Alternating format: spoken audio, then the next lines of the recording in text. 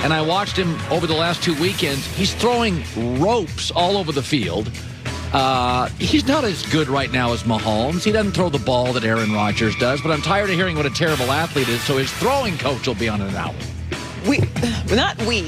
But the media, who I don't like to bang on because then people get confused if they shouldn't listen to the media. And there is some media that you should listen to. Right. But, can we stop calling for the end of Tom Brady?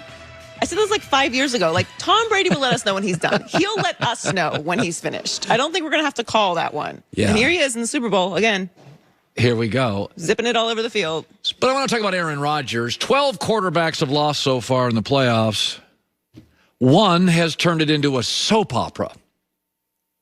Stories today. Take Aaron Rodgers' comments after the loss seriously.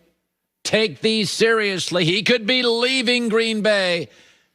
All right, let's just do hypothetical.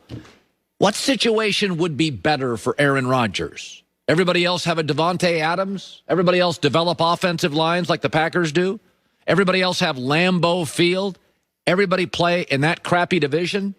All right, go to New England. You seen their skill people? Go to San Francisco. George Kittle rarely healthy, and Kyle Shanahan will not let you run over him. Go to the Colts. They don't have a number one wide receiver. And, oh, by the way, you want to run through Patrick Mahomes or Russell Wilson? I love Russ, but I'd probably take him. You tell me. Now, next year, he's going to be a Packer because it would be a little too punitive for the cap. A year after that, maybe you have discussions. But because Aaron threw a little bit of a pity party, we're going to blow this all up. Really? Listen, I've been saying this now for years. Aaron needs certain things. Okay? He doesn't take criticism well. He's a little bit of a blamer if things go wrong. You've seen it again this weekend. He doesn't love to get hit. He won't throw to a wide receiver unless he trusts him. The early years of Davante Adams are fairly legendary in the building. Matt Stafford leaving Detroit is a divorce that needs to happen. Who wins with this? Is Green Bay better without him? No. Is Aaron better without Green Bay? No. Go ahead, Aaron. Go to the AFC. Wouldn't you rather face Brady than Mahomes?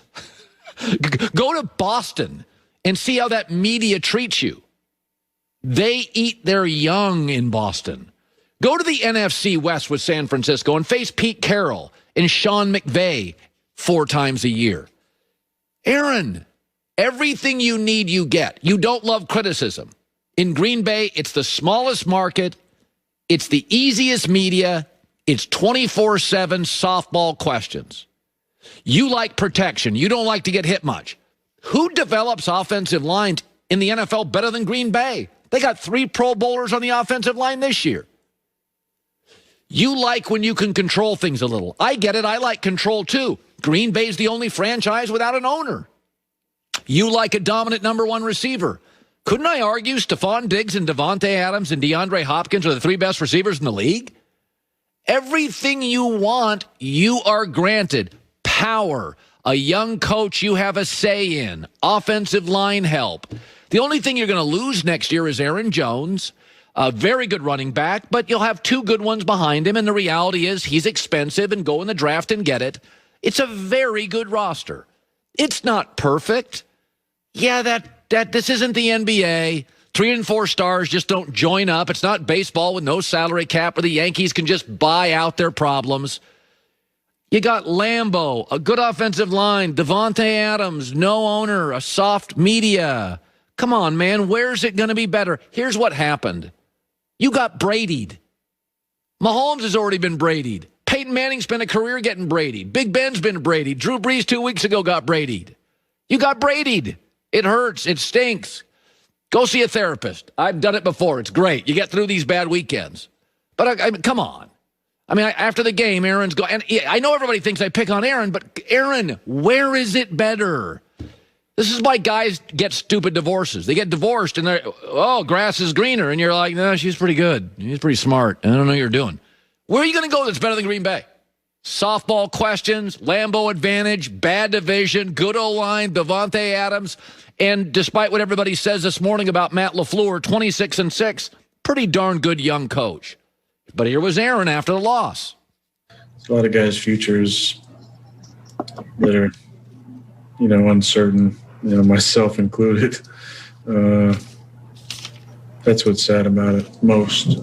There's a lot of unknowns going into this offseason now. And I'm going to have to take some time away for sure and clear my head and just kind of see what's going on with everything. But it's pretty tough right now. Yes, it stinks. Here's the problem. The Tom Brady-Aaron Rodgers rivalry was always abstract because they never played. It was abstract. Well, this guy's better, that guy's better. Oh, it was abstract until this year when Tom crushed you once and then went to Lambeau and beat you again. It is no longer abstract. You in your prime lost to Brady twice at 43.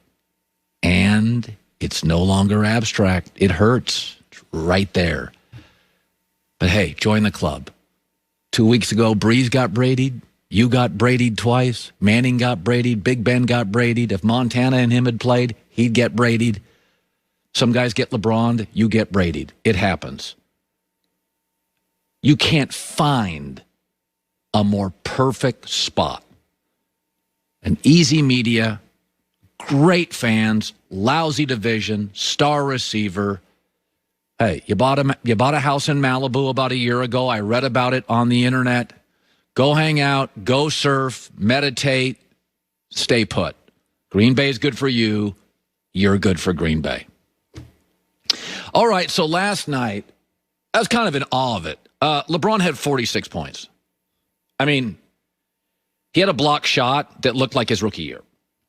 And they beat the Cavs. Don't rip the Cavs. Cavs beat Brooklyn. Cavs got good young players. It was in Cleveland. Yeah, that's the block. That's pretty that's pretty amazing. But here's my favorite part. When James was short on a three-pointer at the end of the third quarter, an unidentified Cavs executive celebrated. LeBron said, quote, "I felt he got a little too excited." LeBron then went out in the fourth quarter and outscored the entire Cavs team. There is a pettiness with Michael Jordan. There is a pettiness with LeBron James. Kobe had it. Brady has it. I kind of love. I mean, you saw that Michael Jordan documentary. How many times did he say, "I took that personally"?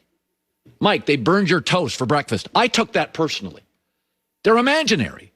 They create mountains out of molehills. There's nothing really there. And it creates because somebody clapped a little hard for LeBron. He's like, "Oh, yeah?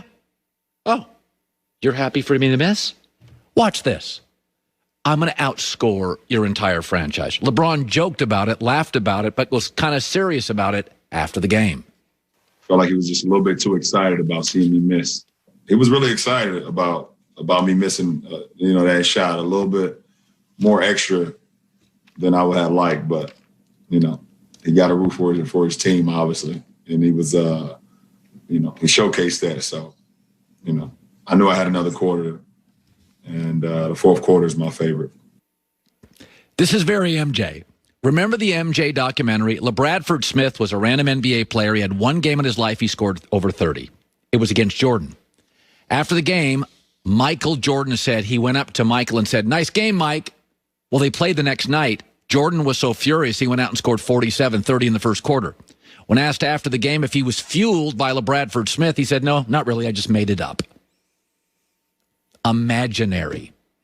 Whatever this quality is, Kobe had it, Brady has it, LeBron had it, Michael Jordan has it. Whatever it is, the key to it is channeling it. Let's be honest, being slighted is not a superpower. But turning that slight, channeling it into Super Bowls and NBA titles probably is. And they all have a through line. They all have a through line. Brady, it's the system, Tom, not you. 6th-round pick. Kobe, it was Shaq's team. Michael, pick the slight. LeBron, you're not MJ. But what's scary for the rest of the NBA is LeBron is not only the best player in the league, but he now, like Brady and like Michael, we know his motivation is inconsequential and often made up slights, meaning, oh, that stuff doesn't go away. Never went away with Brady. Did you watch the documentary with Michael? Everything's a slight. You know why I did that documentary? Because after LeBron won and beat the Warriors, there was talk that he was better than MJ. MJ said, okay, I'll do a documentary. And it's the best documentary in sports in the history of documentaries. The scary part for the NBA, LeBron's not driven by money. He's not driven by titles. He's driven by a cavalier executive who cheered a little too loud after a miss. He's not going away anytime soon. He can draw from that motivation for another 7 to 8 years. Money, you get bored with. Titles, he'll win the most.